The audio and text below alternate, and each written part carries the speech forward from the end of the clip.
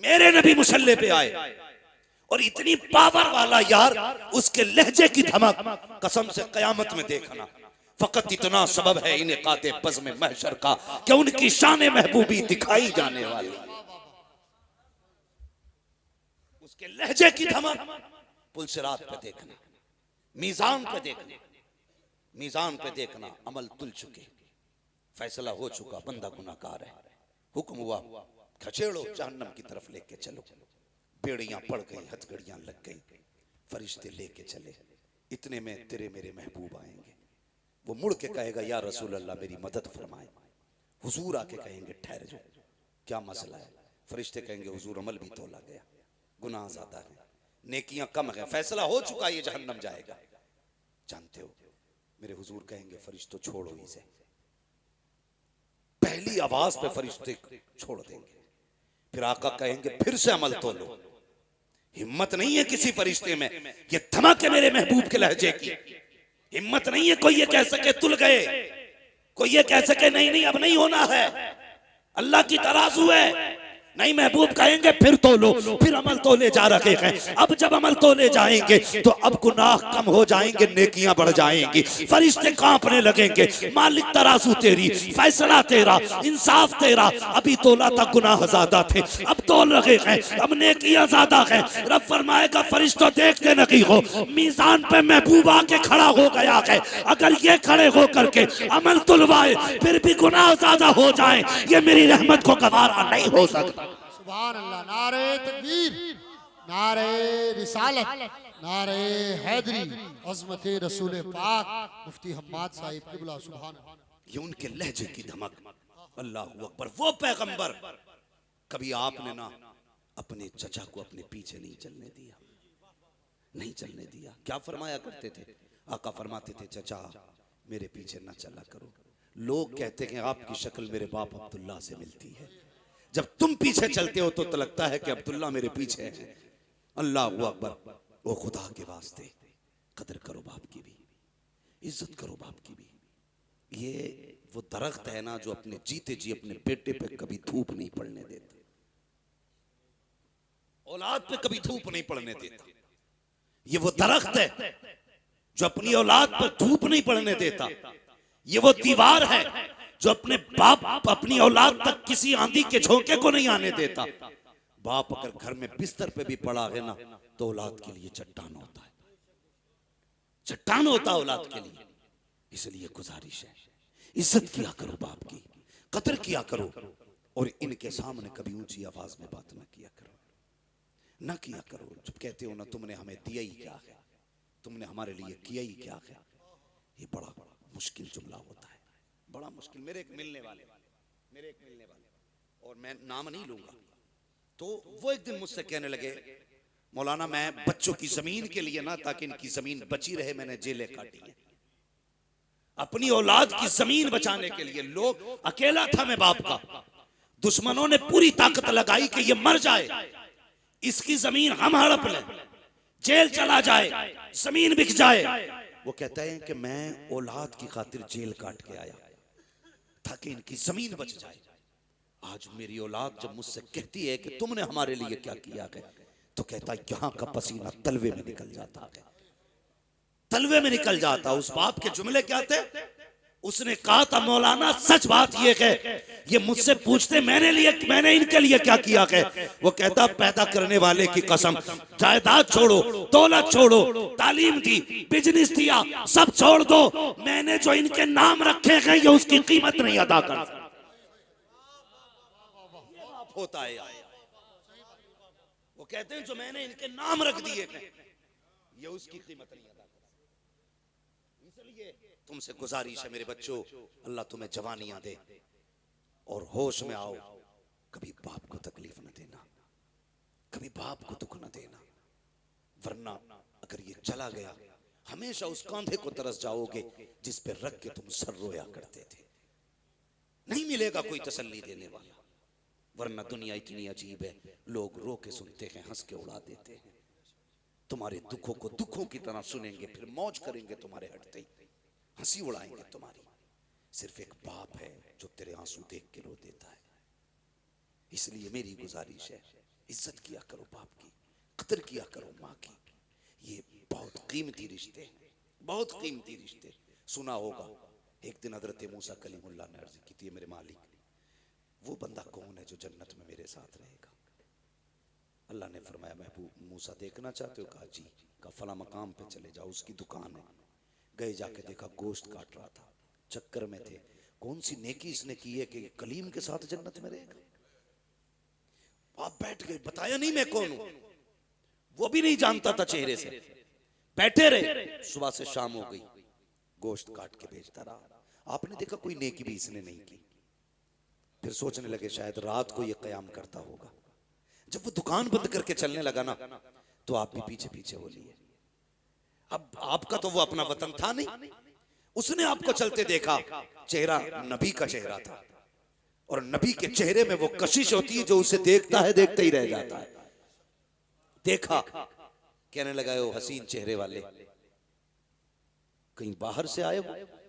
फरमाया जी परदेसी हूं। कहा अच्छा, वो लोग कितने अच्छे थे? कहा परदेसी हो? कहा हाँ। कहा फिर? कहा अगर इजाजत दे तो एक रात तेरे घर गुजारना चाहता हूं। उसने कहा ज़हे नसीब, मेहमान मेरे घर आए। ले गया बुला के। आप इस मकसद से गए थे कि देखें कौन सी इबादत करता है? फरमाते मैं देखता रहा। घर में गया, उसने जाके सबसे पहले खाना पकाया, तैयार हो गया खाना। आके कहता है मेहमान माफ करना, अगर तुझे अकेले खाना है तो अभी खा ले, और मेरे साथ खाना है तो इंतजार करना पड़ेगा। तो हज़रत मूसा सोचने लगे कि हो ना हो इसी बीच में कोई नेकी करता है। फरमाते उसने खाना बनाया, तैयार किया खाना, तो उसने फिर उसकी बूढ़ी माँ जो बहुत कमजोर हो चुकी थी, किताबों में यहाँ तक लिखा है कि पुटरिया में टंगी हुई थी, वो पुटरिया उतारी, उतारने के बाद उसे रखा, उसका मुंह धुला, खाना आके रखा, अपने मुंह से चबाता और उसके मुंह में लुकमे देता। अल्लाह के कलीम देख रहे हैं सारा मंजर, सारा मंजर देख रहे हैं। जब वो खा चुकी, उसने कहा बेटे मैं खा चुकी, अब तू खा ले। उसने कहा, फिर वो औरत ने जब खाने के बाद ना हाथ उठाए, वो कुछ कह रही थी, वो बेटा हंस रहा था। हजरत मूसा कहने लगे क्या कहा तेरी माँ ने? उसने कहा छोड़िए जनाब, ये तो ऐसी बातें करती है। कहा क्या कहा? कहने जब ये दुआ के लिए हाथ उठाती है तो वो मांगती है कि जो समझ में नहीं आता मिल जाएगा। कहा क्या? कहा जब भी हाथ उठाती कहती है अल्लाह मेरा बेटा खिदमत करता है, इसके बदले में बस इतना चाहती हूं कि जिंदगी में मुझे मूसा का चेहरा दिखा दे और मेरे बेटे को जन्नत में मूसा का साथ अता फरमा दे। वो हंस के कहता देखिए जनाब, ये मेरी माँ ऐसी दुआ करती है, क्या ये हो सकता है? कहां कलीम, कहां मैं, और ये मेरी माँ का तो हाल देखो, बेटे से कितना प्यार करती है, जन्नत में कलीम का साथ मांग रही है। इतना सुनना था, अल्लाह के नबी की तबस्सुम आया चेहरे पे, मुस्कुरा के उठे, कहने लगे परेशान क्यों होता है? ले आज तेरे आज रब ने तेरी माँ की दुआ कबूल कर डाली है। कहा कहना क्या चाहते हो? कहा जो तेरे सामने बैठा है ये कोई और नहीं है बल्कि अल्लाह का कलीम मूसा आया है। कह दे इससे तू भी दीदार कर ले, ये भी दीदार कर ले, और रह गई जन्नत में जाने की तो रब ने बता दिया है जन्नत में मेरे साथ कोई और नहीं रखेगा बल्कि तू ही रहे। अल्लाह अकबर। ये माँ होती है, ये माँ होती है जो गैर मुमकिन को मुमकिन बना देती है। हाँ, गैर मुमकिन को मुमकिन बना देती है। कहा था ये कहती है हो जाएगा ऐसा, फरमाया हो चुका है। अल्लाह अकबर। ये माँ है, मगर मसला ये अलग है। हम वहां जा रहे हैं तावीज कराने, जिसके हाथ में 10 अंगूठी हैं, बाल कमर तक हैं, ठीक है, और मुंह से यहाँ तक आ रही हैं, दिल में नमाज पढ़ता है, जाहिर में खाना खा रहा है, यहाँ बैठे बैठे हरम के कुत्ते मार रहा है। उसके पास जा रहे हो भाई, उसके पास जा रहे हो? ये उलमा बैठे हैं, जिम्मेदारी के साथ कह रहा हूं।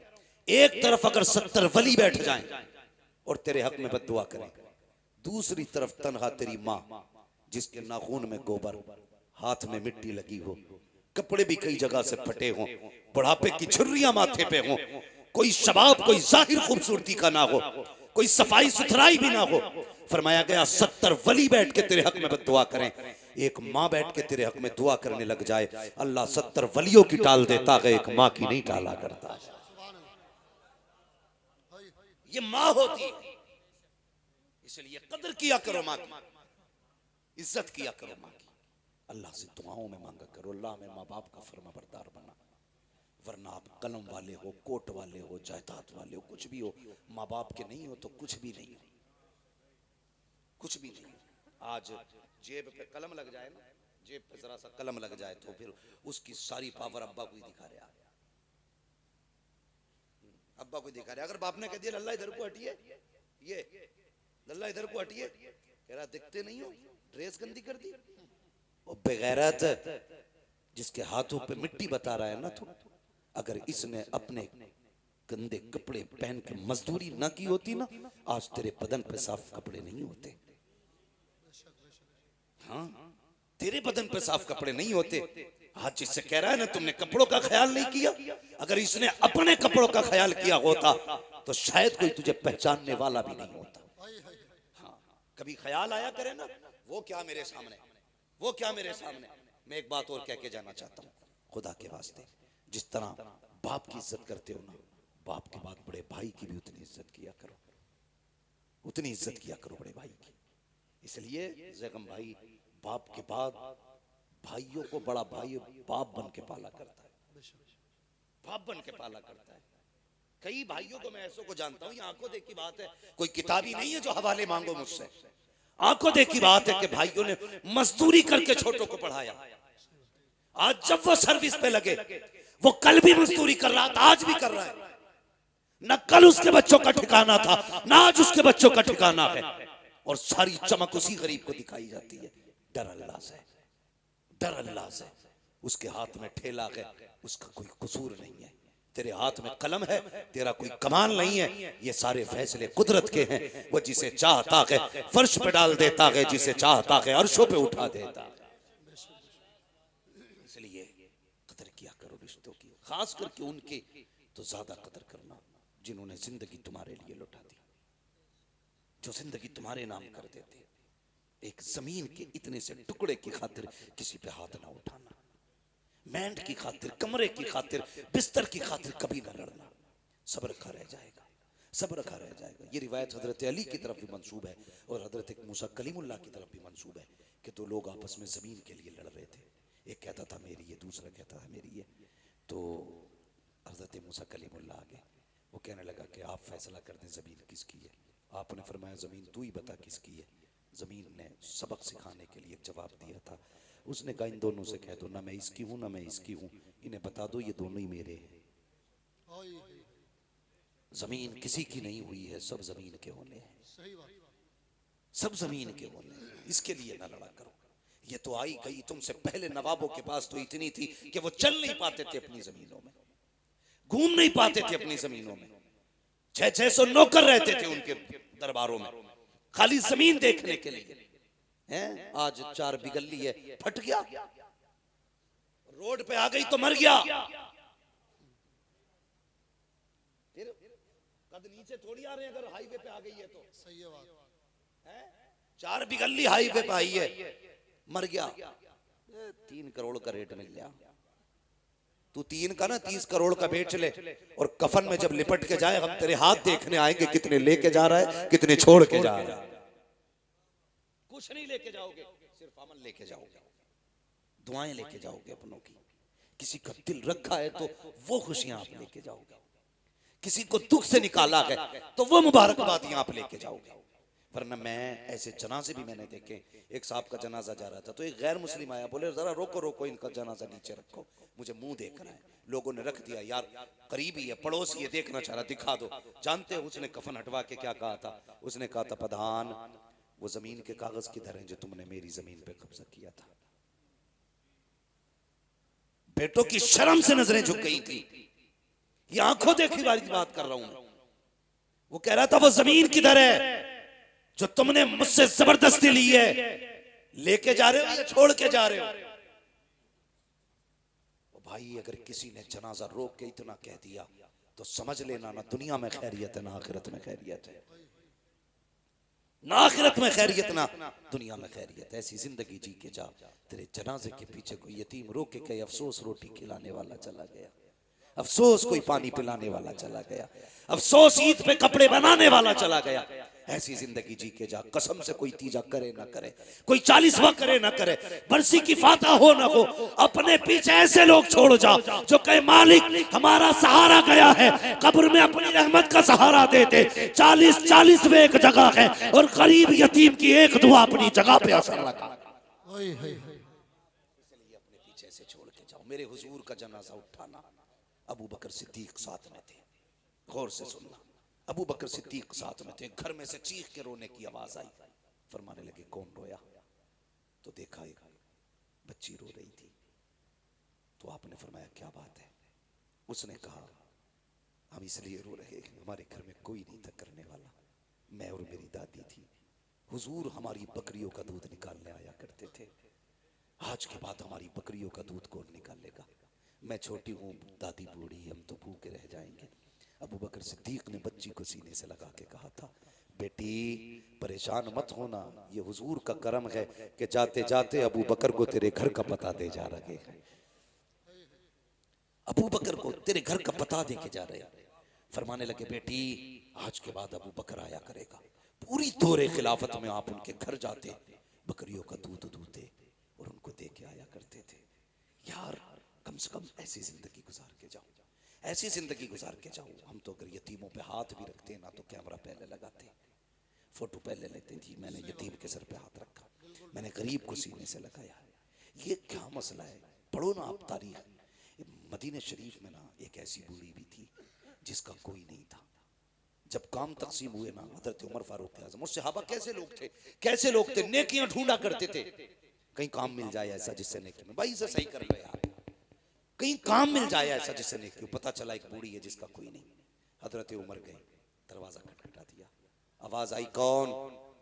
का मां तेरे दरवाजे पे आया हूं, मैं इजाजत दे तो आज से तेरा काम करूंगा, तेरे घर का काम आज से मैं किया करूंगा। बूढ़ी ने कहा नहीं बेटी, नहीं बेटे, तू घर के मेरे काम मत करना। आपने जिद की सिर्फ इसलिए ताकि नेकी मिल जाए किसी की मदद की। तो बूढ़ी कहने लगी तू है कौन? कहा अम्मा मुझे उमर कहते हैं, मुझे उमर कहते हैं, माँ इजाजत दे तेरे घर के काम करूं। तो माँ कहने लगी बेटे कोई है जो आता है मेरे घर का काम करके चला जाता है? हजरत उमर कहते हैं क्या नाम है उसका? तो बूढ़ी कहने लगी नाम तो उसने आज तक नहीं बताया, आज तक उसने नाम नहीं बताया, आज तक नाम नहीं बताया उसने।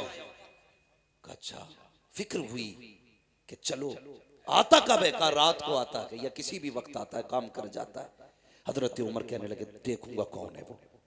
खड़े हो गए, आधी रात गुजरी ना, देखा कोई नंगे पैर दबे पैरों से आ रहा था, चेहरे पे कंबल पड़ा है और जैसी दरवाजे पे आया हजरत उमर ने चुपके से आके कंधे पे हाथ रखा, आने वाले जरा नाम तो बता तू है कौन? अल्लाह अकबर, इतना सुना है। आने वाले ने जैसी कंबल चेहरे से हटाया, हजरत उमर फारूक आजम की चीख निकल गई। क्या देखते हैं? वो छुप के आने वाला नबी का अबू बकर सिद्दीक है, वक्त का अमीरुल मोमिनीन है, अपने वक्त का खलीफा है। हैरत में है, कहते हैं अमीरुल मोमिनीन बता तो सकी रात में क्यों आते हो?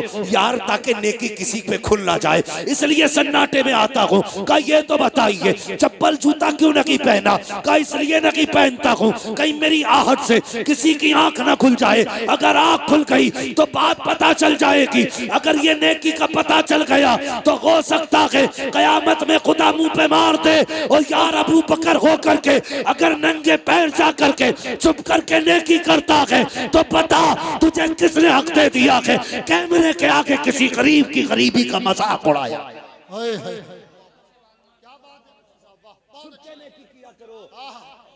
किसी की गुर्बत का तमाशा ना बनाया, मत बनाया करो तमाशा, किसी को जलील ना किया करो।